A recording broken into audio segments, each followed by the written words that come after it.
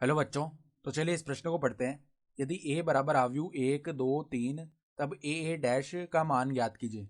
तो यहाँ पर देखो a बराबर आव्यूह दिया हुआ है 1 2 3, तो हमें a डैश का मान ज्ञात करना है। तो प्रश्न में आगे बढ़ने से पहले इस प्रश्न से संबंधित जो मुख्य उदाहरण है उसकी हम चर्चा कर लेते हैं। देखो मुख्य उदाहरण देखो क्या हो जाएगी। यदि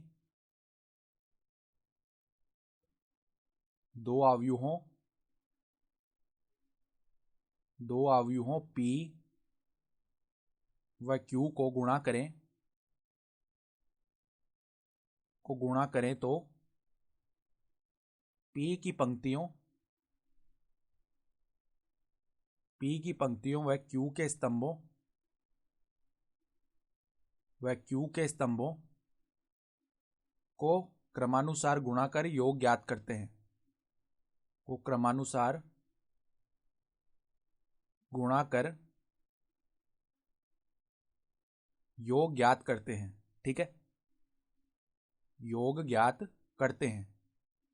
और अगर हम पी क्यू ज्ञात कर रहे हैं तो उसके लिए आवश्यक क्या है कि पी में जो स्तंभों की संख्या है वो क्यू में पंक्तियों की संख्या के बराबर होनी चाहिए, तभी हम पी क्यू ज्ञात कर सकते हैं। ठीक है, तो यहां पर देखो ए जो आव्यूह है वो किसके बराबर है, 1 2 3। तो इसमें देखो एक पंक्ति है और 3 स्तंभ है, तो इसकी जो कोटि है वो 1 गुणा 3 हो गई। तो अगर हम इसका परिवर्त ज्ञात करें अर्थात ए डैश ज्ञात करें तो क्या होगा, ये जो पंक्ति है ये स्तंभ में परिवर्तित हो जाएगी। तो 1 2 3 और इसका जो क्रम है वो क्या हो गया, 3 गुणा 1, क्योंकि इसमें 3 पंक्तियां और एक स्तंभ है। तो अगर हम ए डैश ज्ञात कर रहे हैं तो देखो यहाँ पर 1 2 3, ये तो ए का मान है और ए डैश का मान क्या है 1 2 3।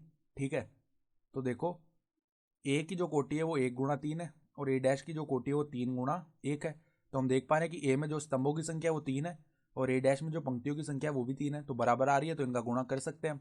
तो जो आव्यूह आएगा वो 1 गुणा 1 का आएगा, अर्थात केवल इस आव्यूह के अंदर एक ही अवयव हो जाएगा।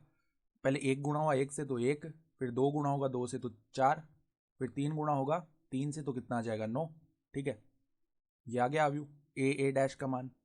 तो ए डैश का मान किसके बराबर आएगा, आव्यूह। यहाँ पर देखो 1 प्लस में 4 हो गया 5, 5 प्लस में 9 कितना हो गया 14। तो ये हमारा उत्तर आ गया।